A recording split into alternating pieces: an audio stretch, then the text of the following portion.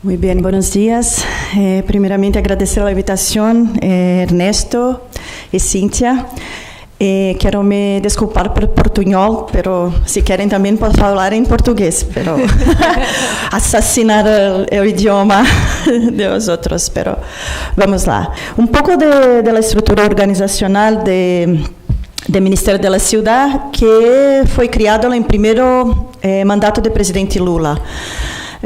Como vocês sabem, no tema de direito à cidade, todos os temas de urbanismo, digamos, de habitação, se quedou como 20 anos olvidado em nosso país, desde que o Banco Hipotecário Nacional foi extinto em 1986, com todo o sistema de financiação. No temas de crise econômica, todo o tema de um projeto de caráter neoliberal, que passa a poner a responsabilidade de produção habitacional com os mercados, que por sua vez não estavam desenvolvidos para atender principalmente a população de baixos ingressos. Então, quando o Ministério da Ciudad é criado, seu primeiro reto é poner todo o tema de financiação e os temas, digamos, de déficit habitacional como prioritários. Criar acesso a crédito, tipologias habitacionais e, digamos, terra para as pessoas de baixos ingressos. Então, poner também em centro do debate o rol que o governo central deveria retomar na discussão com as províncias, os estados e especialmente os municípios. A Constituição brasileira é extremamente municipalista. Isto criou um problema federativo. O Brasil é um país com 26 estados, mais o Distrito Federal, 27, e 5.565 municípios. Então, fazer uma política de habitação equilibrada para as pessoas de baixos ingressos, sem a participação do governo federal, tendo um país tão diverso e desigual como o Brasil, é extremamente difícil. Então, o tema de recuperar esta capacidade de inversão do Estado central em cooperação, em parceria com os municípios, especialmente com governos estaduais, era fundamental. O tema também de desenvolvimento urbano foi totalmente entregue aos municípios. O governo federal não tem mais uma responsabilidade central.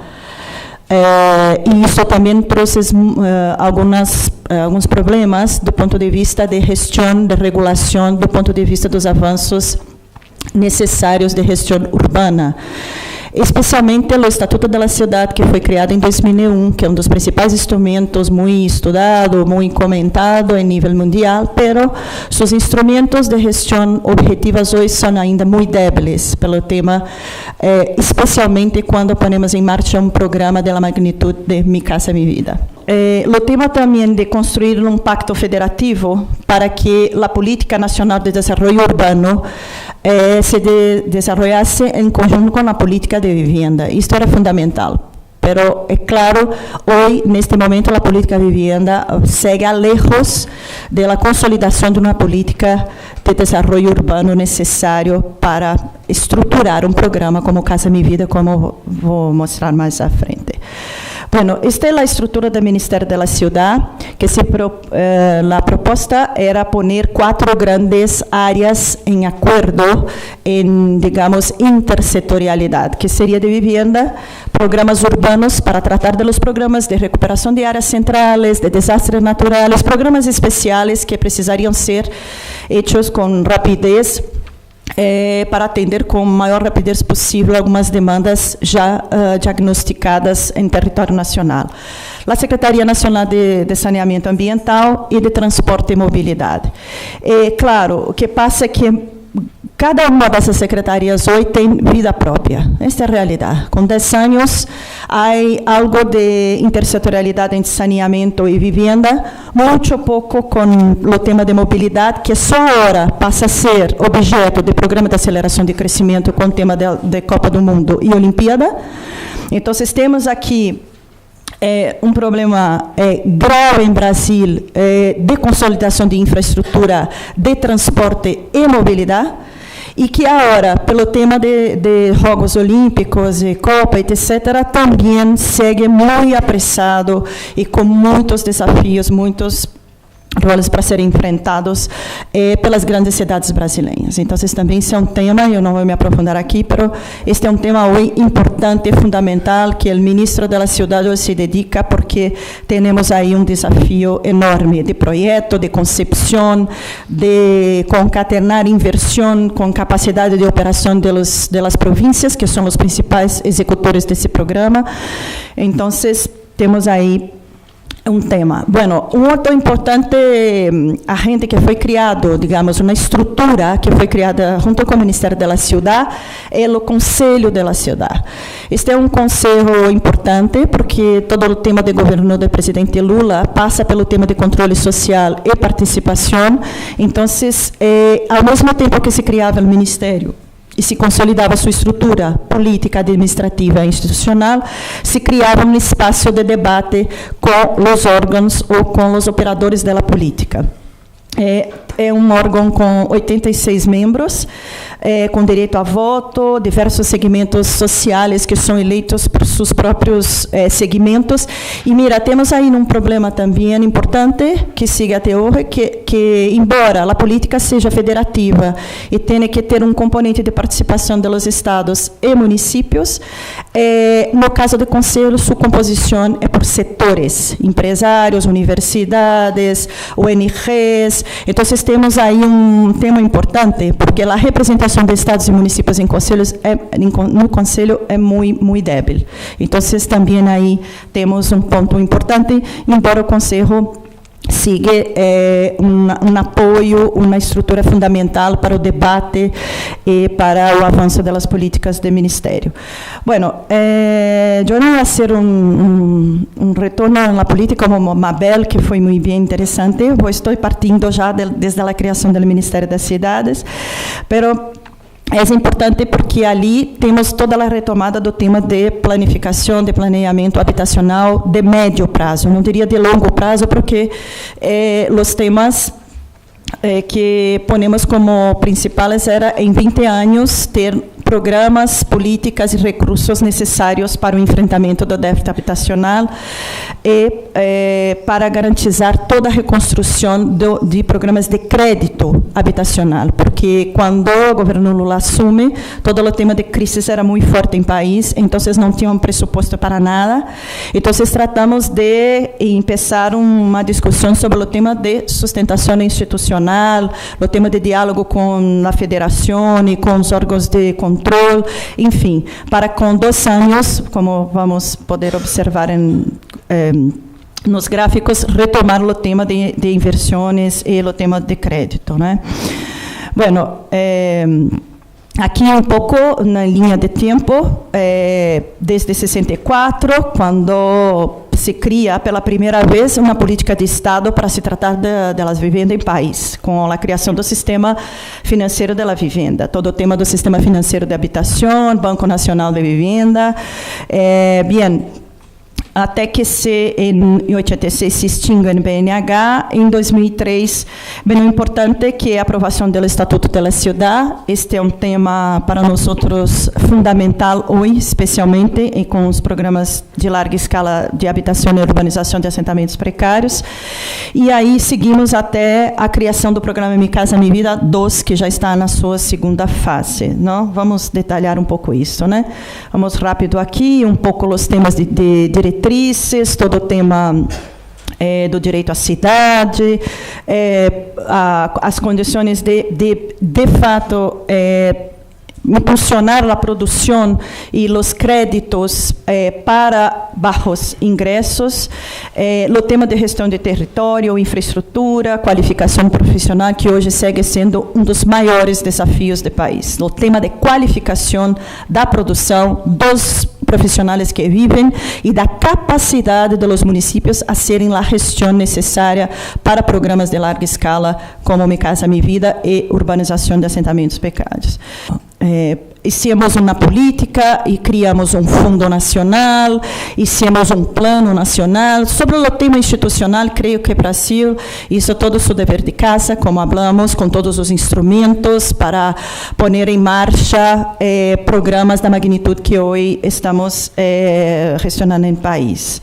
Aqui temos aí pouco também da estrutura da política de vivienda. Claramente temos aí tivemos uma necessidade de criar um sistema financeiro de habitação de interesse social específico, não é? Que temos aqui vários fundos que compuseram esse sistema, e é muito interessante porque, num primeiro momento, houve uma discussão em conselho, com os movimentos sociais, com as províncias, bem, com os estados, de que teríamos que ter apenas um único fundo, um Fundo Nacional de Habitação de Interesse Social, e que ali deveriam estar todos os outros fundos submetidos à lógica de um fundo orçamentário contábil. Pero isto não passou, felizmente, porque a habitação, tal como entendemos, necessita de operações específicas que cada desses fundos vai determinar, pela lógica de sua composição, pela probabilidade e necessidade de flexibilização de cada desses fundos, como o caso do Fundo de Garantia por Tempo de Serviço, que é o FGTS, que é um fundo tripartite, governo, empresários e trabalhadores, por exemplo, tem regras muito flexíveis, que se fosse poner na ordem de um fundo contábil orçamentário, perderíamos potencialidade. O Fundo de Arrendamento Residencial, FAR, que hoje financia praticamente todas as operações de Minha Casa Minha Vida, também é um fundo que permite algumas, digamos, contornos em termos de rapidez de licitação, etc., para que pudéssemos ter velocidade nas contratações de Minha Casa Minha Vida. E assim, então, temos hoje pelo menos quatro grandes fundos que financiam todo o sistema de habitação de interesse social, paralelo e que certamente interface com o Sistema Nacional de Mercado, que são para as rendas, mais altas rendas, e que são tradicionais de mercado, de bancos, etc. Bueno, aqui pouco les dejo a cópia, se querem, para poder ver em detalhe cada desses fundos, mas vou andar pouco rápido para poder pegar pouco os temas de programa, não?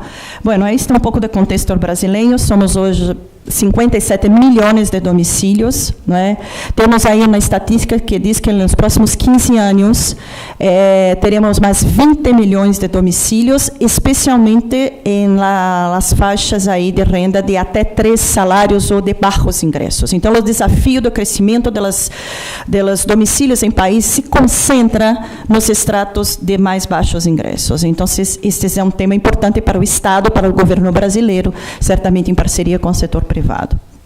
Bueno, aí está pouco da consolidação do Brasil urbano e metropolitano. O fenômeno metropolitano em Brasil só se aprofundiza, embora tenhamos hoje um fenômeno das cidades médias. Este é um tema para nós muito importante.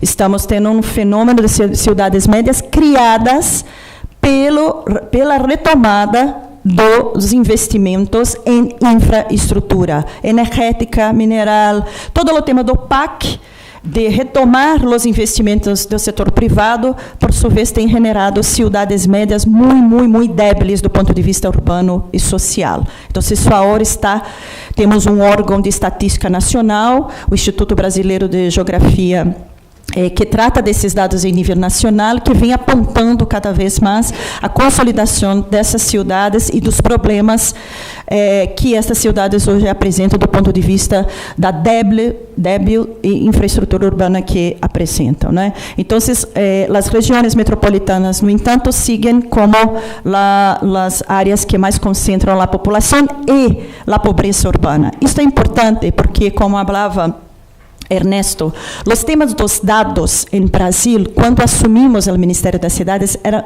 muito grave. Não havia praticamente nada em termos de análises. Embora o IBGE, nosso Instituto de Estatística, siga sendo muito consolidado, muito sério do ponto de vista da formulação e da produção de dados, mas análises não havia. Não há redes de pesquisas consolidadas. Então, um dos papéis fundamentais da Secretaria Nacional de Habitação era fomentar redes universitárias, pesquisas, fazer como convênios com instituições para ver se poníamos em marcha também e renovávamos a reflexão sobre o tema habitacional e urbano do ponto de vista contemporâneo. Nós hoje somos muito ainda vítimas, e eu vou usar essa palavra, de uma política de retrovisor. Analisamos a estrutura urbana brasileira, os desafios dos temas urbanos e sociais brasileiros com instrumentos e ferramentas da década de 70, da década de 80 e da década de 90.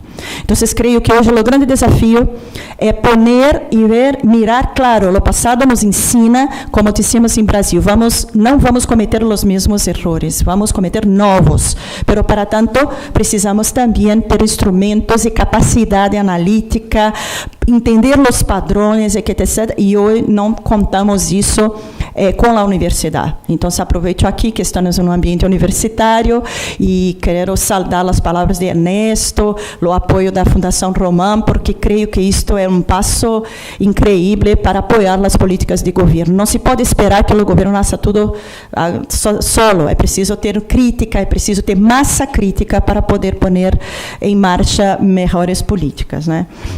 Bueno, então, aqui temos um pouco do perfil do déficit habitacional brasileiro. Quando assumimos o governo, tínhamos como 8 milhões de déficit habitacional, mas hoje temos 4,8 milhões. Mas poderíamos dizer, puxa, como vocês foram eficientes, não?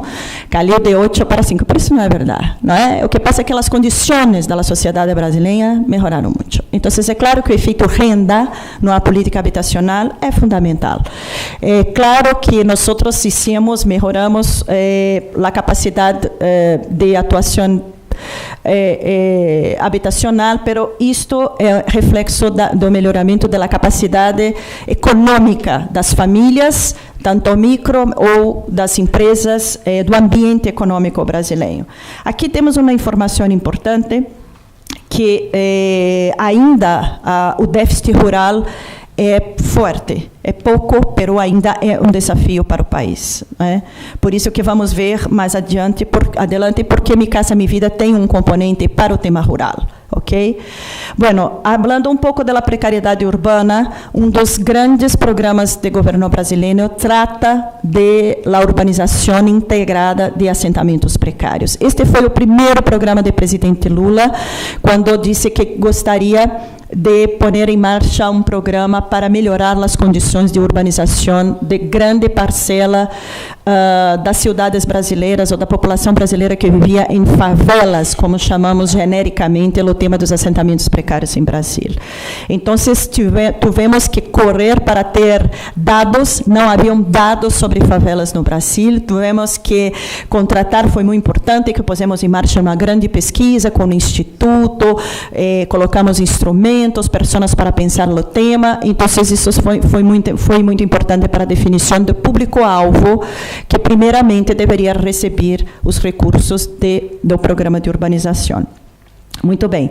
Para o tema de demanda futura, que o Plano Nacional de Habitação apontou, como eu digo, 2,3 milhões de novos domicílios até 2023, ou seja, parte, 1,5 milhão de novos domicílios ao ano, 69% se concentram em famílias com ingressos hasta 3 salários mínimos, o que é um desafio aí para o setor. Um pouco do nosso perfil econômico, como disse Mabel, desde o lançamento do PAC, pela primeira vez na retomada recente da democracia no país, o tema habitacional do desenvolvimento urbano foi colocado como infraestrutura econômica e não apenas social. Então, para nós foi uma mudança, um câmbio absurdo do ponto de vista de objetivos, de capacidade operacional. Pusemos em marcha concursos públicos para montar o Ministério da Cidade dentro de quadros, os melhores quadros de carreiras estratégicas. Houve todo um impacto do ponto de vista da consolidação do Ministério e de sua capacidade executora. Pero, no caso dos estados e municípios com quem nós temos que operar essas políticas, isto não se passou. Então, temos aí algo um pouco fora de lugar. Precisamos, o grande desafio agora do ponto de vista institucional é trabalhar o apoio à capacidade operacional e de gestão de estados e municípios no tema de vivenda. Isto segue sendo um dos maiores gargalos, como chama? Gargalos? O mesmo, não? Desafios. Exato, desafios que temos na política. Bueno, o que isso mudar um pouco a conjuntura brasileira para enfrentamento da crise desde 2008? Está aí, não? São reservas internacionais muito robustas. Isto é importante porque é de aqui que sairá todos os recursos de Minha Casa Minha Vida, né? Hoje, Minha Casa Minha Vida é 125 bilhões de reais. É algo realmente incrível que o Brasil, em menos de 5 anos, tenha posto à disposição do mercado valores com esta magnitude. Então, desta situação, deste perfil, é que foi possível generar recursos para o programa de urbanização e para o programa Minha Casa Minha Vida. Um pouco aí desta estrutura, é importante mostrar, né, a expectativa média de expansão do PIB brasileiro. Mira que em 2002, PIB per capita, quanto estava, quanto passa para 2012, todo o tema médio. Um pouco aí do fenômeno que se chama nova classe média, embora há alguns cientistas políticos em Brasil que digam que o fenômeno é bem de uma nova classe média, mas isto está cunhado e está na prensa, na literatura, mostrando aí a ascensão e o aumento significativo, dobrou o número de população capaz de tomar um empréstimo, capaz de tomar um crédito, o que faz com que toda a política de crédito pudesse ser pensada e consolidada para o país. Um pouco aí do que significa a evolução do sueldo mínimo em país. Mirem, sai quando entramos em governo como R$200 e vai agora como 600, 3 vezes mais. Então, esta capacidade real de ganho, não é? E a queda da taxa de desemprego é muito também forte aí os números, né? E, claro, todo o tema de crédito habitacional que sigue este processo com mais liquidez, com mais robustez do ponto de vista de segurança, etc, etc. Eu ainda tenho muita coisa para falar aqui. Não se pode dar como mais uns 5 minutos, ou 10? Sim? Muito bem. O Brasil é grande. Então, como sempre, nós reivindicamos um pouquinho mais de tempo, não? E falamos muito também. Bueno, o crédito habitacional em Brasil, ainda comparado em Chile, ainda bem que eu estou falando antes de Chile, porque ela vem com todos aqueles números enormes de participação em PIB, pero o Brasil ainda é pequena na participação porque nós não temos mercado hipotecário, não é? Não temos ainda isto. Isto foi a nossa salvação em temas de crise de 2008, não é? Pelo fato do Brasil não ter um mercado secundário desenvolvido, também nos deu uma tranquilidade do ponto de vista quando os sistemas de bolha e que tal. Muitas vezes em Brasil, o Brasil está passando por uma bolha imobiliária. Não, não passa nada. São fenômenos de outra natureza. Complicados, graves, mas não é o mesmo tema que se passou em Estados Unidos e que passa agora ainda os países europeus, etc. Então, o crédito habitacional tem contribuído sistematicamente para mover a construção e, consequentemente, toda a economia. O tema que o presidente Lula, em tema de crises com a presidenta Dilma, que na época era ministra de Casa Civil, define que o tema de construção de vivenda seria o grande motor de recuperação do emprego em Brasil. Então, isso para nós também foi uma oportunidade, né, incrível, porque poderia ter sido construção de hidrelétrica, construção de estrada, pero não. A decisão foi pela construção habitacional. E esse pacto foi feito com empresários. Né? Então, no momento em que se começava as grandes empresas Odebrecht, enfim, Bairro Novo, Gafisa, começavam a abrir sua capital em bolsa de valores, as IPOs. Nesse momento, são chamadas ao gabinete de presidência. Isso é importante, houve toda uma governança com relação ao tema de Minha Casa Minha Vida, muito interessante, em que se colocava o desafio aos empresários de metas, e que se seria possível, dado as condições de crédito, etc., se haveria as condições de se produzir habitação para baixos ingressos e para os estratos médios. E assim foi feito. Né?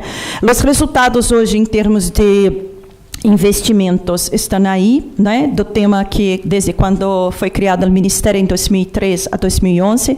Claro, é importante dizer que, junto com o Ministério da Cidade, a Caixa Econômica Federal, um banco público, que herda, em grande parte, o tema de financiação social, de habitação social, é fundamental. Sem a Caixa Econômica Federal, a política habitacional para baixos ingressos em Brasil seria impensável.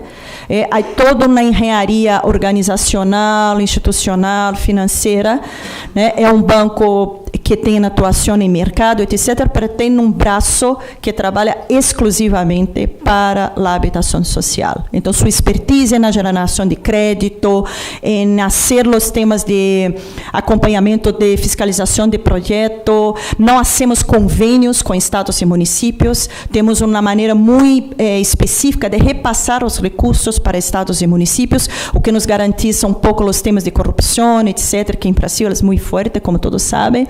Então, isso cria um ambiente de segurança, de melhor operação de nossos políticos do que os convênios que anteriormente eram feitos nos temas habitacionais, o que generava não construção, perdas muito grandes. Então, há todo um tema também que em outro momento podemos explorar com relação a esta parceria entre um órgão de gestão federal e a necessidade de um banco público com o perfil de Caixa Econômica Federal. Muito bem. O tema de urbanização, como dijo, foi o primeiro grande avanço em termos de programa que o governo do presidente Lula ainda apontava. Então, começava a cambiar uma visão de erradicação de favelas, assentamentos informais, para uma visão de melhoria destes espaços, entendendo esta melhoria sobre vários aspectos, como o tema fundiário, o tema de infraestruturas, o tema de melhoramento de casas, enfim. Então, estas são as imagens que a maioria conhece, né? O tema no Brasil sigue sendo muito sério, há um adensamento desses espaços hoje, embora todo o tema de melhoria de infraestrutura esteja acontecendo, temos ainda graves desafios com relação a esses espaços urbanos, que mais ou menos são 20% das nossas grandes cidades.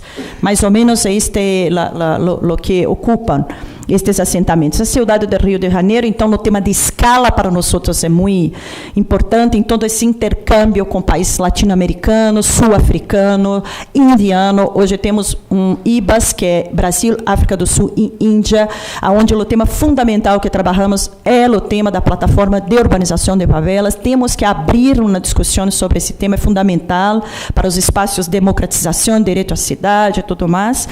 Aí já temos esta visão que falávamos de uma visão integrada, onde o tema dos assentamentos têm que serem pensados como bairros, questões de infraestrutura, vivenda, terra, social, ambiental. Aqui já são alguns melhoramentos, isso em São Paulo, uma das maiores favelas de São Paulo, que é Heliópolis, né?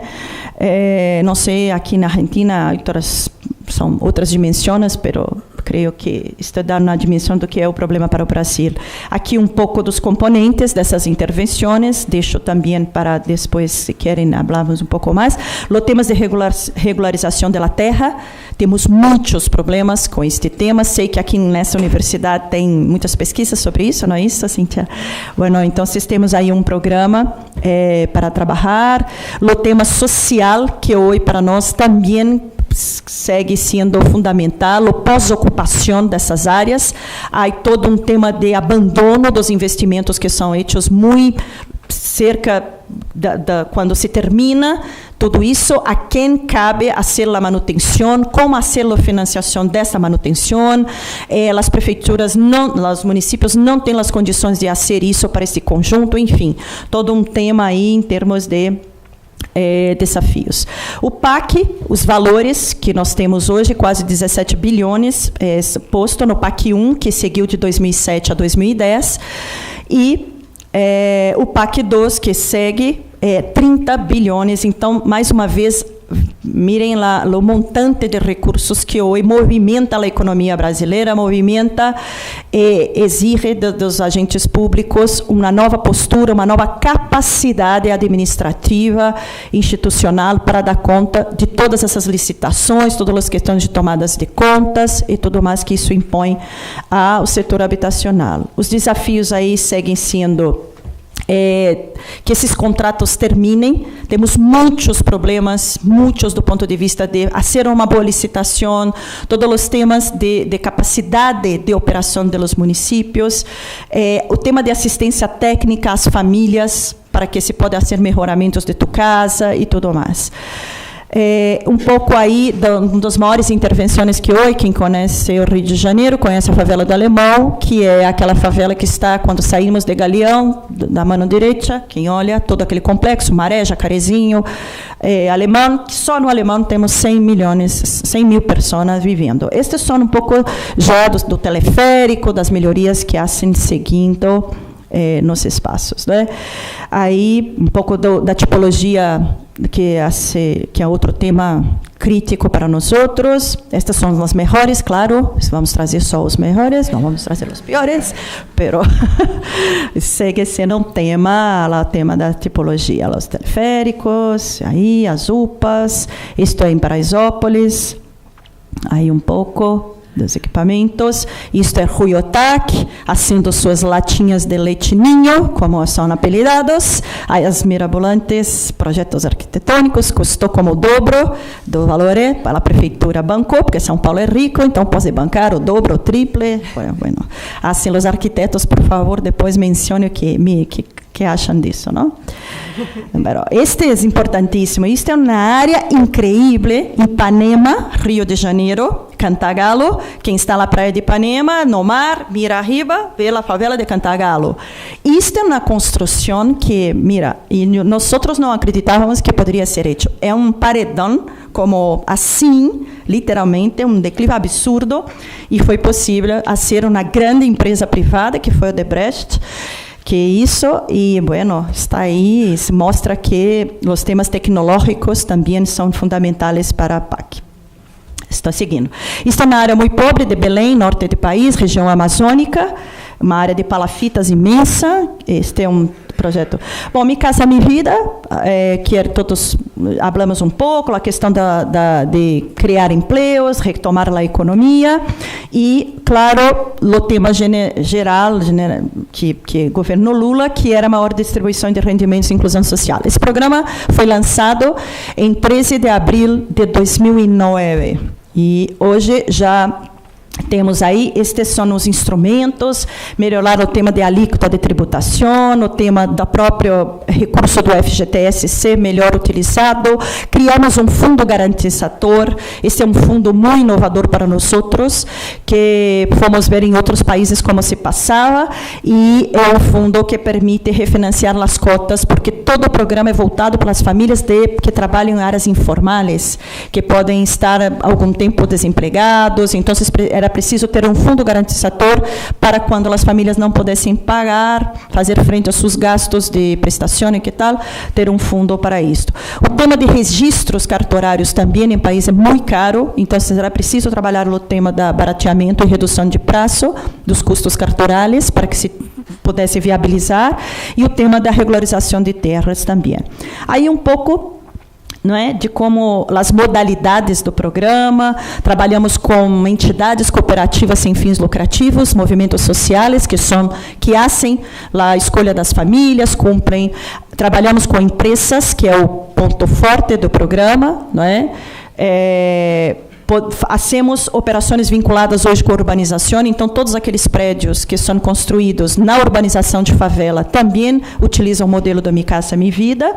Oferta pública, que é um leilão que é feito para os municípios abaixo de 50 mil habitantes, que são a maioria em país, né? Nós temos mais de 4 mil municípios brasileiros abaixo de 20 mil habitantes e 50 como algo 4.500. Então, era preciso ter uma modalidade do programa que operasse para esse conjunto de municípios, com regras, com maneiras de operação distintas. Então, vejam que o programa Minha Casa Minha Vida é um guarda-chuva, não um paraguas lá, que tem várias modalidades, com fundings, com formas de operação extremamente específicas e tal. O programa segue até o extrato 3, que é mais ou menos 10 salários mínimos, que hoje está na casa dos 3, seria 10 salários mínimos, seriam 6 mil, como $3.000, seria isso, eu creio, não?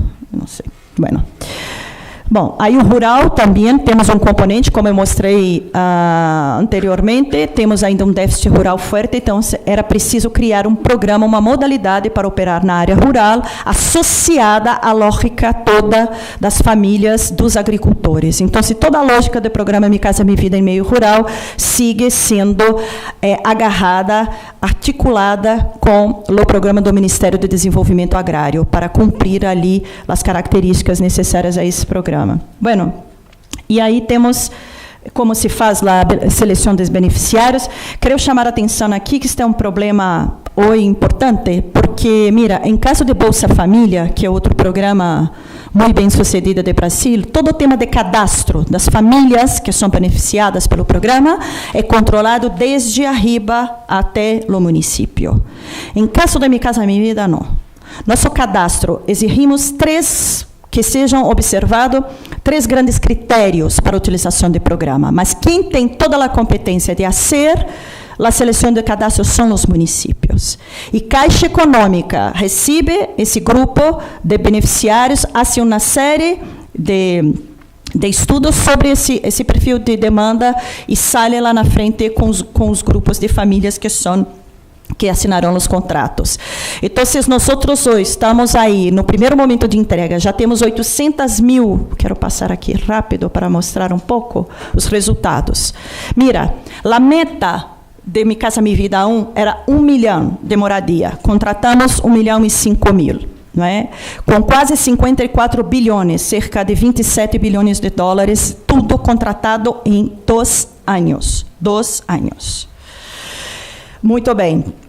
Temos hoje como 560 mil unidades já entregues. Um grande drama aí que temos agora com o tema de monitoramento, avaliação que temos que fazer, é ver se o perfil das famílias beneficiadas, de fato, é aquela que se buscava com o programa. Então, nesse tema de avaliação e monitoreio, eu creio que temos aí ainda um grande campo no tema urbano em Brasil para explorar.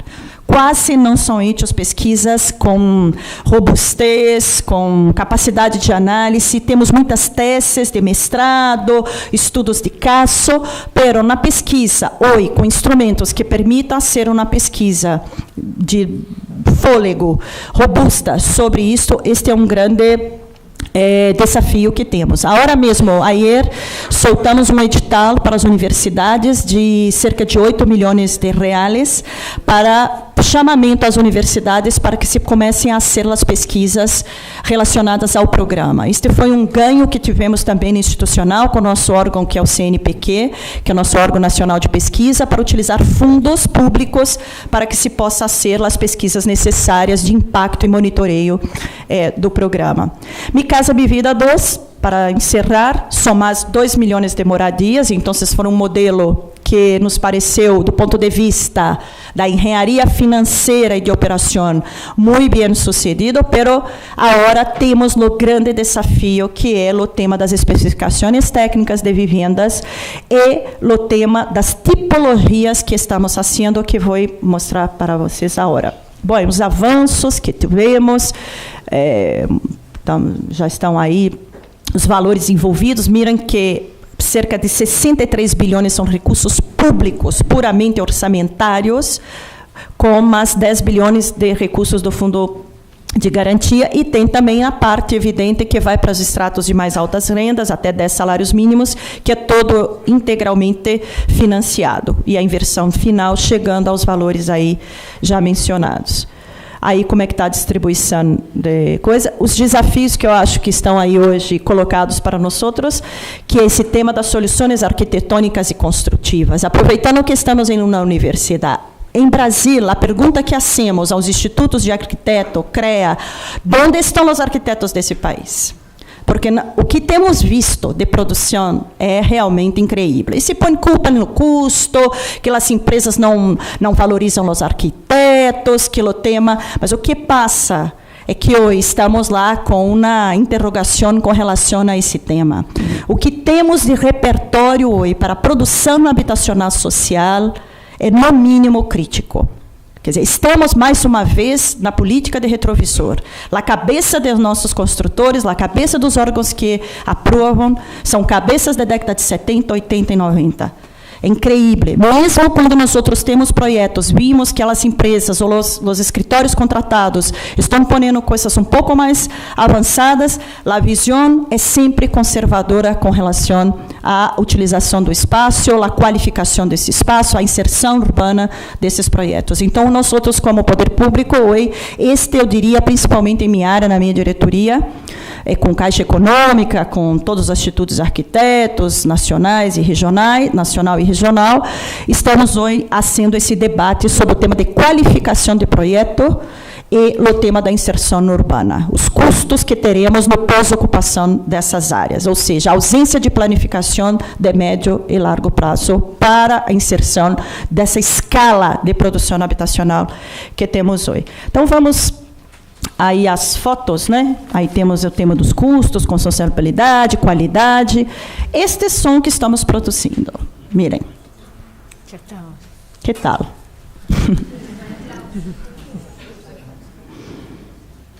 Deixo as perguntas para vocês, não? Mira, e a população que vive aí ama, adora. Melhor coisa que já tiveram em sua vida. Então, mira que isto é muito importante. As pessoas da condição que saíram para aqui estão, não há dúvida. Os temas são sempre, as pesquisas, as encuestas são incríveis com relação a esse tema. Pero, é isto. Muitas graças.